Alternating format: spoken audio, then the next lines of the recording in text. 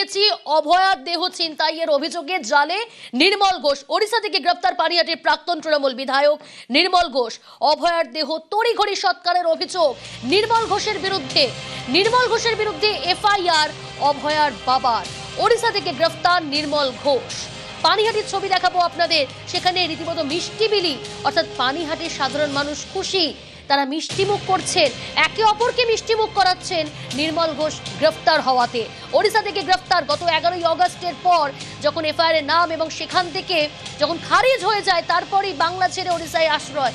ওড়িশা থেকেই আজ সকালে গ্রেফতার পুলিশের। অভয়ার দেহ ছিনতাইয়ের অভিযোগে জালে নির্মল ঘোষ। পানিহাটির প্রাক্তন তৃণমূল বিধায়ক গ্রেফতার। অভয়ার দেহ তড়িঘড়ি সৎকারের অভিযোগ নির্মল ঘোষের বিরুদ্ধে এফআইআর। পানিহাটির ছবি দেখছেন আপনারা, সেখানে মিষ্টি বিলি করা হচ্ছে, একে অপরকে মিষ্টিমুখ করাচ্ছেন। সুবীর রয়েছে আমার সঙ্গে। সুবীর, কেন এত খুশি তারা, ঠিক কি বলছেন তারা?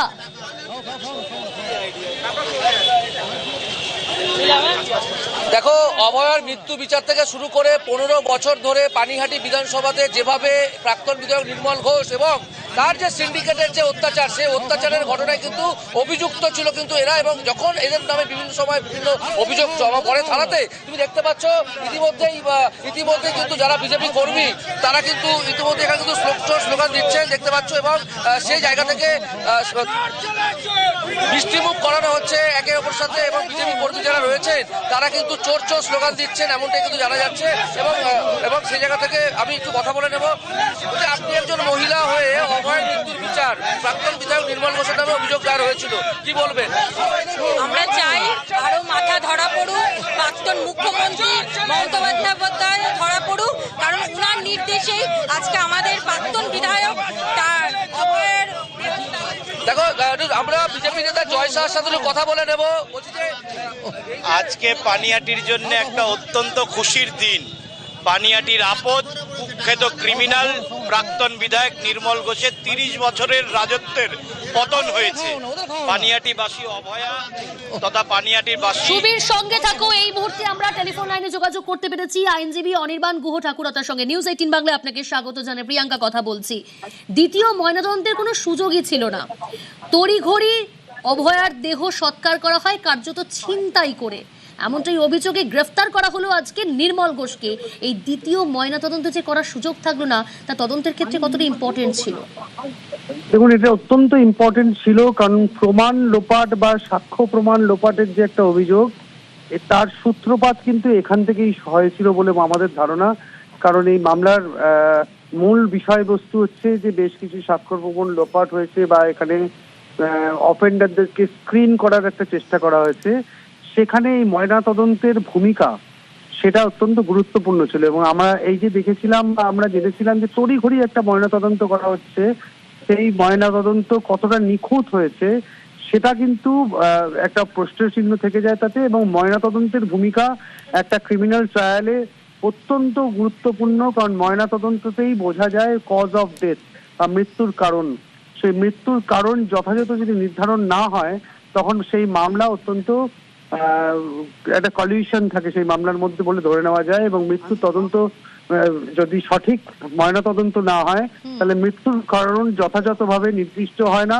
এবং আততায়ীদেরও অনেক ক্ষেত্রে বিভিন্ন রকম সায়েন্টিফিক এক্সামিনেশনের মাধ্যমে ময়না তদন্তের সময় বেশ কিছু চিহ্ন বা বেশ কিছু ছাপ এইগুলো দেখে আততায়ীদেরকে চিহ্নিতকরণের বহু সায়েন্টিফিক প্রক্রিয়া এখন শুরু হয়েছে বা ইন্ট্রোডিউসড হয়েছে, যেক্ষেত্রে আততায়ীকে প্রকৃতভাবে চিহ্নিতকরণের জন্য ময়নাতদন্ত প্রকৃতভাবে এবং সঠিকভাবে অত্যন্ত গুরুত্ব দিয়ে ময়নাতদন্ত করা অত্যন্ত গুরুত্বপূর্ণ। তো সেটা এক্ষেত্রে একটা অভিযোগ ছিল বলে আমরা শুনেছি যে ময়নাতদন্ত সঠিক হয়নি বা ময়নাতদন্ত অত্যন্ত তড়িঘড়ি হয়েছে। দ্বিতীয়বার ময়নাতদন্ত করার সুযোগ পাওয়ার আগেই দেহ দাহ হয়ে যায়।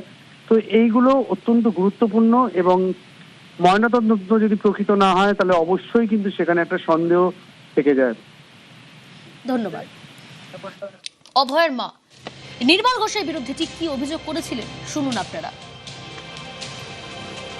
নির্মল ঘোষ, সোমনাথ দে, সঞ্জীব মুখার্জি আমাদের সঙ্গে প্রতারণা করে আমার মেয়েটাকে পুড়িয়ে দিল এবং ডেড বডি যখন চুল্লিতে ঢুকিয়ে দেওয়া হলো, একটা শব্দহারা বাবা মা তার সামনে গিয়ে নির্মল ঘোষ সঞ্জীব মুখার্জির পিঠ চাপড়ে বলছে, ওয়েল ডান বয়, ওয়েল ডান বয়। যে অভিযোগ উঠছে তড়িঘড়ি দেহ সৎকার করা হয়, পরের দিকে ছিল দেহ সৎকার, তার যে নাম্বারিং ছিল সেটা পরের দিকে, কিন্তু তড়িঘড়ি দেহ সৎকার করা হয় এমনটাই অভিযোগ। আচ্ছা, সেদিনে বার্নিং ঘাটের ম্যানেজার কি বলছেন একবার শোনাই আপনাদের। ওই তিলোত্তমার মৃতদেহ যখন দাহ করা হয় সেটা কি দুটো বডির মানে ছেড়ে দিয়ে মানে রেখে দাহ করা হয়েছিল? হ্যাঁ, কেন? তো ভিড় ভাট্টা ছিল, তো সেই জন্য ভিআইপি ছিল। ভিআইপি তো একটা আলাদাই ফেসিলিটি পায়। এমএলএ স্যার ছিলেন, কাউন্সিলর ছিলেন। হ্যাঁ, দাহ করার যে ফিস, সেই ফিস কি না দেওয়া হয়েছিল? না না, ওটা তো ফ্রি করা হয়েছিল। কে করেছিল ফ্রি? কাউন্সিলর। কাউন্সিলরের নাম কি? সোমনাথ দে। উনি তো চেয়ারম্যান। এখন চেয়ারম্যান হয়েছিলেন, তখন কাউন্সিলর ছিলেন। দাহ করার যে কাগজ, সেখানে নাকি তিলোত্তমার বাবা মার সই ছিল না? না, সে তো সই ছিল না। তো হ্যাঁ, সই ছিল না, সঞ্জীব মুখার্জি সই করেছিল। ওনারা কাগজ নিয়ে এসেছিল, সোমনাথ দে সঞ্জীব মুখার্জিরাই কাগজ এনেছিল। তো মা বাবারা কাগজ এখানে আমার কাছে এখানে পৌঁছায়নি, ওনারা বডির কাছেই ছিলেন। তাই এনারাই কাগজপত্র পেপার ওয়ার্ক করছিলেন, তেনারাই সই সাবত করেছিলেন, আর মা বাবা বডির কাছে ছিলেন। বারবার অভয়ের বাবা মা নির্মল ঘোষের বিরুদ্ধে অভিযোগ তুলেছিলেন। অবশেষে জালে নির্মল ঘোষ, পানিহাটির প্রাক্তন তৃণমূল বিধায়ক, ওড়িশা থেকে গ্রেফতার। রৌনক রয়েছে আমার সঙ্গে। রৌনক, এই নির্মল ঘোষের বিরুদ্ধে প্রথম দিন থেকে অভয়ের বাবা মা অভিযোগ করেছেন এবং তড়িঘড়ি দেহ সৎকার করার অভিযোগ অভয়ার নির্মল ঘোষের বিরুদ্ধেই। আজ ওড়িশা থেকে গ্রেফতার, ঠিক কি অভিযোগ আর ঠিক সেদিন কি হয়েছিল? দেখো, একেবারে তুমি জানবে, সঞ্জয় রায় গ্রেফতারের পর থেকেও কিন্তু অভয়ার বাবা এবং মা বারবার বলছিলেন যে এই ঘটনার পেছনে আরো বড় মাথারা যুক্ত আছে এবং নির্মল ঘোষের নাম কিন্তু তারা প্রথম থেকেই সামনে আনছিলেন। কারণ 2024 সাল 9ই আগস্ট অভয়ার এইরকম নৃশংস ঘটনা ঘটার পর যখন তার দেহ সৎকার করা হয়, তার পরিবারের অভিযোগ ছিল যে নির্মল ঘোষের প্রভাব খাটিয়েই এবং তার নির্দেশেই শ্মশানে গিয়ে তার দেহ দ্রুত সৎকার করা হয়। এবং শুধু তাই নয়, সৎকারের জন্য যে ক্রিমিনেশনের চার্জ, সেই টাকাও নেওয়া হয়নি এবং শ্মশানের যে কাগজ, সেই কাগজে কিন্তু কোনো রকম অবহার পরিবারের কোনো রকম সইও নেওয়া হয়নি। নির্মল ঘোষ তার প্রভাব খাটিয়ে তৎকালীন যারা টানিহাটি 17 নম্বর ওয়ার্ডের কাউন্সিলর ছিলেন এবং প্রাক্তন কাউন্সিলর, তাদের লোকজন দলবল প্রভাব খাটিয়ে অবহার দেহ তড়িঘড়ি সৎকার করে দেয়। কেন তড়িঘড়ি সৎকার করা হয়েছিল, এটা নিয়ে একটা প্রশ্ন উঠেছিল এবং একাধিকবার অবহার বাবা এবং মা শিয়ালদা আদালত থেকে শুরু করে হাইকোর্ট, সেখানেও দ্বারস্থ হয়েছিলেন যে তথ্য প্রমাণ লোপাট, অবহার যাতে দ্বিতীয়বার ময়নাতদন্তের যে সুযোগ, দ্বিতীয়বার ময়নাতদন্ত যাতে না হয়, সেই তথ্য প্রমাণ লোপাটের জন্যই কি তাহলে দেহ তড়িঘড়ি সৎকার করেছিল? এবং সেখানে সরাসরি নাম যারা প্রাক্তন পানিহাটির বিধায়ক এই নির্মল ঘোষের, কারণ নির্মল ঘোষের নির্দেশেই তার দলবল এবং এই সঞ্জীব মুখোপাধ্যায় সহ সুবিধে যারা কাউন্সিলর এবং প্রাক্তন কাউন্সিলর, তারা তার দলবল নিয়ে সেদিন শ্মশানে ছিলেন উপস্থিত।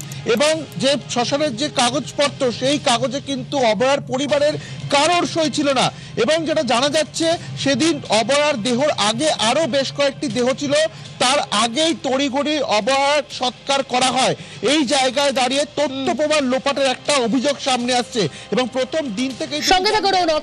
এই মুহূর্তে আমরা টেলিফোন লাইনে যোগাযোগ করতে পেরেছি ফরেনসিক বিশেষজ্ঞ অজয় গুপ্তের সঙ্গে। নিউজ 18 বাংলায় স্বাগত। প্রিয়াঙ্কা কথা বলছি স্টুডিও থেকে।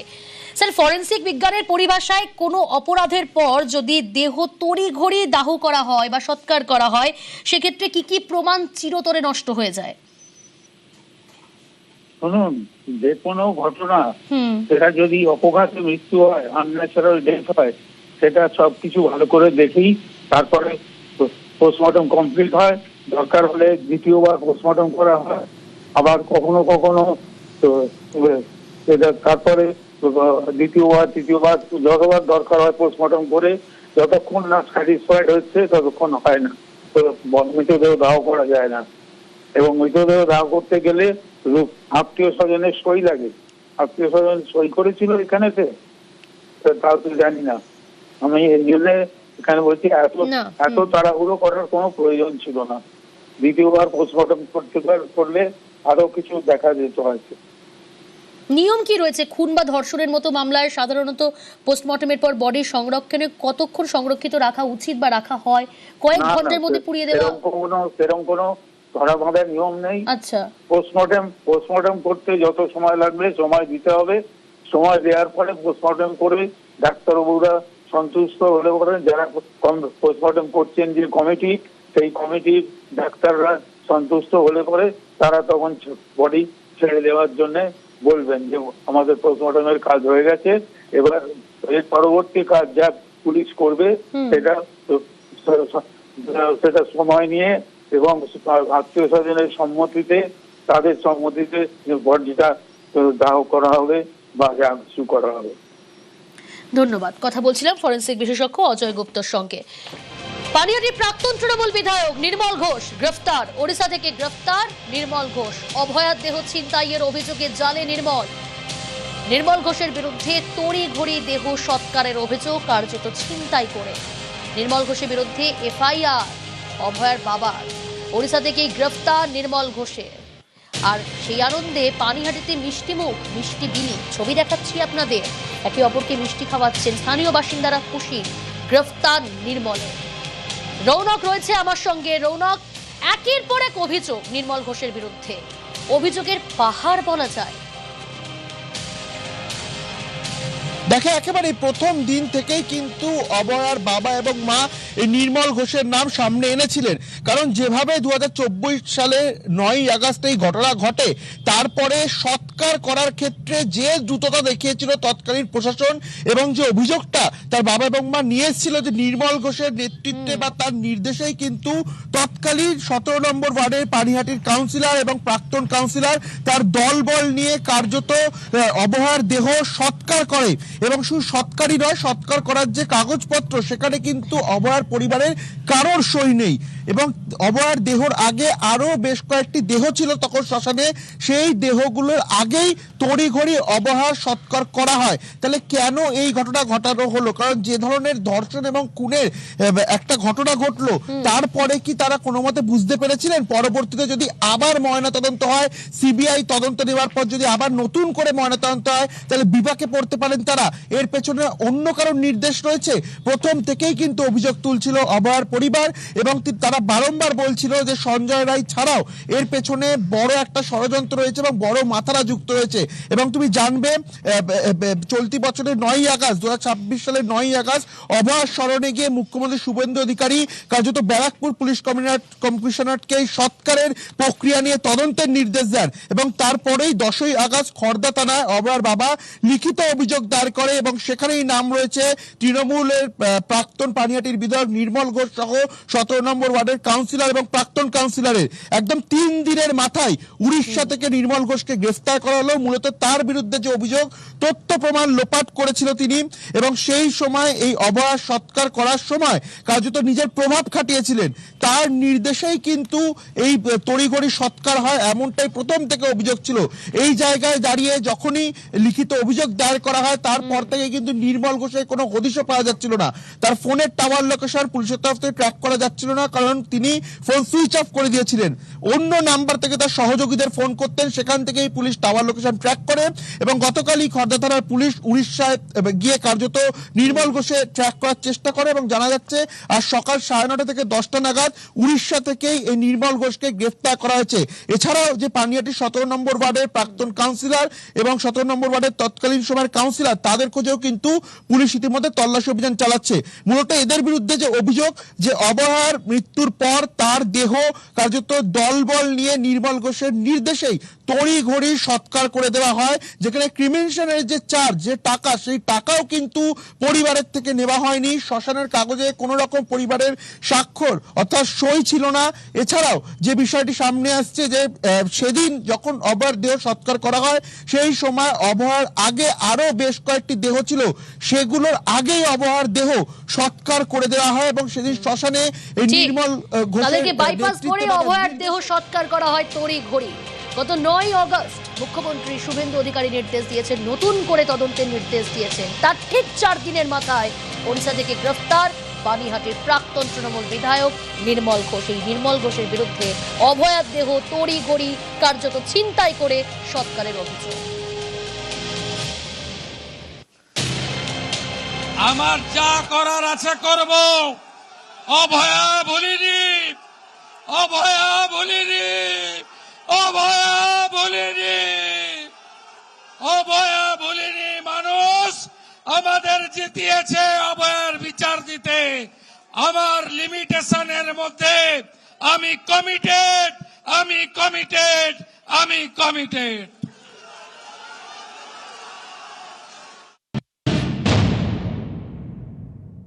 গ্রেফতার নির্মল ঘোষ, তার গ্রেফতারি নিয়ে আমরা কথা বলেছিলাম বিজেপি বিধায়ক তথা আইনজীবী তরুণজ্যোতি তিওয়ারির সঙ্গে।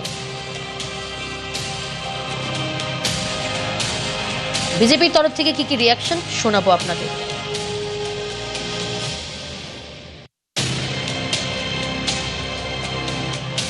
পুলিশ এবং প্রশাসনকে সাধুবাদ জানাই।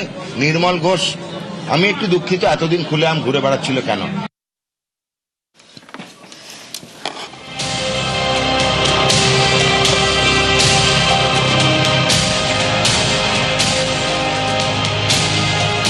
পাপ বাপকে ছাড়ে না।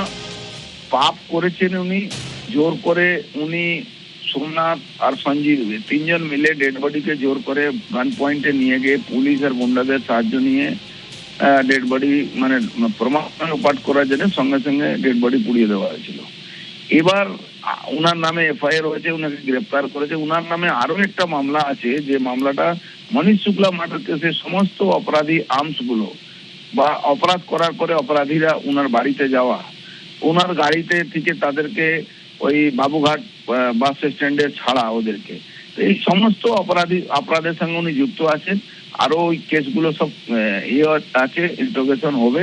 উনি সব কেসেই আসবেন। এই বুড়ো বয়সে উনি যে কত মানে মানুষকে হ্যারাসমেন্ট করেছেন, মানুষকে খুন করিয়েছেন, মানুষের খুন করার যারা করেছে তাদেরকে বাঁচাবার জন্য চেষ্টা করেছেন। অভয়ার মা বাবাকে কত কষ্ট দিয়ে সেদিন জোর করে ডেড বডি পোড়ানোর জন্য নিজের বাড়ির লোকের সিগনেচার লাগে, শুধু নিজেই সিগনেচার করে ডেড বডি পুড়িয়ে দিয়েছিলেন। এই ধরনের উনি অপরাধ করেছেন, তার কোনো ক্ষমা হবে না। মমতা বন্দ্যোপাধ্যায় এবং অভিষেক বন্দ্যোপাধ্যায়ের নির্দেশে উনি তড়িঘড়ি অভয়ার দেহ নিয়ে গিয়ে পরিবারের সহমতি ছাড়াই তাকে পুড়িয়ে দিয়ে সমস্ত তথ্য প্রমাণ লোপাট করার কাজটা উনি করেছিলেন। ভেবেছিলেন বেঁচে যাবেন এইভাবে, কিন্তু আমাদের সরকার গঠন হওয়ার পর প্রথম থেকেই সিদ্ধান্ত নিয়েছে যে আমরা এই ঘটনার শেষ পর্যন্ত যাব, অর্থাৎ এই ঘটনায় যারা অন্যায় সাধিত হয়েছে তাদের কাউকে ছাড়া হবে না, কোনো অপরাধী ছাড়া পাবে না। নির্মল ঘোষ তারই অঙ্গ, সেই হিসাবেই শাস্তি পাচ্ছেন, পাবেন। গ্রেফতার নির্মল ঘোষ, কি বলছেন সিপিআইএম নেতা তথা আইনজীবী বিকাশ রঞ্জন ভট্টাচার্য, শুনুন। ধীরে ধীরে ঘটনাক্রমে আস্তে আস্তে সত্য সামনে আসুক। আসল সত্য সামনে এলে অনেকেরই মুখোশ খুলবে, এটাই আমরা চাই। নির্মল ঘোষের গ্রেফতারি নিয়ে তৃণমূল বিধায়ক কুণাল ঘোষ কি বলছেন, শুনুন। নির্মল ঘোষকে আমি কোনো অবস্থায় সমর্থন করব না। নির্মল ঘোষ যদি দোষ করে থাকেন 100% শাস্তি হবে। নির্মল ঘোষ যদি দোষ করে থাকেন সিবিআই এতদিন অ্যারেস্ট করেনি কেন? আবার অন্য দিকটা দেখতে হবে, অনেক সময় পাড়া প্রতিবেশীদের কাছে কোনো বিপজ্জনক ঘটনা ঘটলে, কোনো পরিবারে বিপজ্জনক ঘটনা ঘটলে জনপ্রতিনিধি বা প্রতিবেশীদের সাহায্য করতে অনেক সময় এগিয়ে আসতে হয়। এখন সেই সাহায্য করার পরিণামে যদি পরে সেটা অপবাদ, কলঙ্ক, অপরাধ হয়ে ফিরে আসে, তো তাহলে তো লোকে এবার পাড়া প্রতিবেশীকে সাহায্য করার আগে দুবার ভেবে দেখবেন। আমি নির্মল ঘোষকে কোনো সাপোর্ট করব না। যদি প্রথমেই সিবিআই আসার পর সিবিআই অ্যারেস্ট করে নিত, তথ্য প্রমাণ থাকতো, তাহলে একরকম হতো। সিবিআই এতদিনে অ্যারেস্ট করেনি, এখন বিজেপির রাজনৈতিক ন্যারেটিভকে এস্টাবলিশ করার জন্য পুলিশকে ব্যবহার করা হচ্ছে। এবার বাকিটা নির্মল ঘোষ বা তার আইনজীবীরা বলবেন, কিছু আমি এর মধ্যে বলবো না। সিনিয়র চিকিৎসক যারা অনিকেত মাহাতো, কিঞ্জল নন্দ, যারা দিনের পর দিন আন্দোলন করে গেছে অভয়ার ন্যায় বিচারের দাবিতে, তাদের সঙ্গে কথা বলেছিলাম। তারা কি বলছে শুনুন। প্রথম যে জায়গাটা বলার সেটা হচ্ছে যে তিনি কার নির্দেশে কেন এই ধরনের একটা কাজ করতে গেলেন। তড়িঘড়ি ভাবে পোস্টমর্টমের পর ডেড বডিকে পুড়িয়ে দেওয়ার চেষ্টা করলেন, কার নির্দেশে? বৃহৎ যে কনস্পিরেসি, সেই কনস্পিরেসিটা উদ্ঘাটিত হওয়া প্রয়োজন বলে আমরা মনে করছি। আজকে নির্মল বাবুকে আপনারা অ্যারেস্ট করেছেন, ঠিকই, প্রশংসনীয় উদ্যোগ, কিন্তু যে কথাটা বলা সেটা হচ্ছে 9 এবং 14 আগস্টের সত্য, সেই সত্য কোথায়? নির্মল ঘোষ যদি এই কাজ করে থাকেন, তার উদ্দেশ্য কি, কার নির্দেশে তিনি এই কাজ করলেন? এবং তৎকালীন সমস্ত অধিকর্তারা, পুলিশ এবং স্বাস্থ্য, 2 বিভাগের অধিকর্তারা প্রেজেন্স থাকার মুহূর্তেও তিনি এই ধরনের একটা কাজ করতে পারলেন, আর পুলিশের কর্তা ব্যক্তি, স্বাস্থ্য ভবনের কর্তা ব্যক্তিরা দাঁড়িয়ে দাঁড়িয়ে দিনের আলোর মতন দেখলো, এটাও কি বাস্তব সত্য? তাহলে এর পিছনে সত্য কি?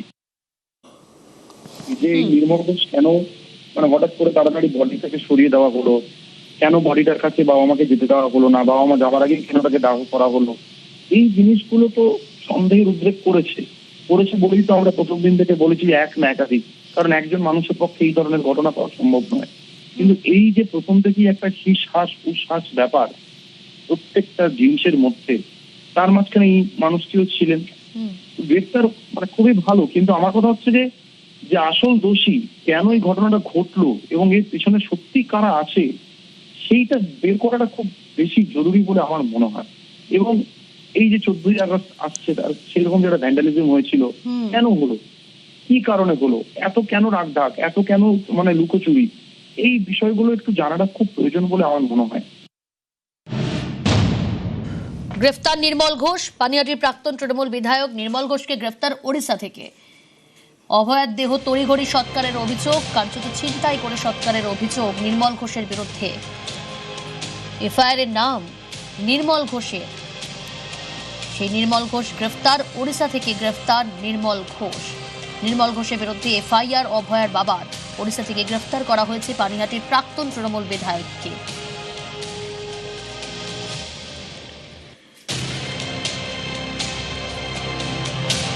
বিজেপি বিধায়ক সজল ঘোষের কি প্রতিক্রিয়া শুনবো। অনেক আগে গ্রেপ্তার হওয়ার কথা ছিল, করেনি এমন কোনো পাপ নেই। শুধু ও নয়, ওর বংশটাই অত্যন্ত উচ্চ বংশ। ছেলে প্রমোটার, বৌমা চাকরিচোর, শ্বশুর চুরিতে পিএইচডি, দুর্নীতিতে পিএইচডি। ব্যারাকপুর লোকসভার বেল্টে এমন কোনো রাজনৈতিক মার্ডার হয়নি যে মার্ডারে নান্টু ঘোষের নাম, আসল নাম নান্টু, নির্মল নয়, তো ওই নান্টু ঘোষের নাম উঠে আসেনি। তবে যে কেসে অ্যারেস্ট হয়েছে সেই কেসে তাকে কতদিন রাখা যাবে আমার সন্দেহ আছে। বাংলার মানুষ চায় এরা চিরকাল জেলের ভেতরে থাকুক, আর আমাদের মুখ্যমন্ত্রী দৃষ্টান্তমূলক শাস্তি দিতে চান এদের। তাই শুধু মৃতদেহ লোপাট করার অভিযোগ থাকলে ওকে কিন্তু বেশি দিন রাখা যাবে না। সিবিআই এর কাছে অনুরোধ করব, মৃতদেহ কোন কারণে লোপাট করলেন উনি, সেই কারণে যদি ওনাকে ভেতরে নেওয়া যায়, এই মামলায় ট্যাগ করে অ্যারেস্ট করা যায়, তাহলে ও প্রপার শাস্তি হবে, এটাই আমি বিশ্বাস করি। গ্রেফতার নির্মল ঘোষ, ওড়িশা থেকে গ্রেফতার। 11ই আগস্ট তার বিরুদ্ধে এফআইআর, আর তারপরে বাংলা ছেড়ে ওড়িশায় আশ্রয়। গ্রেফতার আজ সকালে 9:30 থেকে 10টার মধ্যে গ্রেফতার। নির্মল ঘোষের গ্রেফতারির পরই মিষ্টি মুখ পানিহাটিতে, একে অপরকে মিষ্টি খাওয়াচ্ছেন, সেই ছবি দেখাচ্ছি আপনাদের। মিষ্টি বিলি করা হচ্ছে। ওদের খাওয়াও না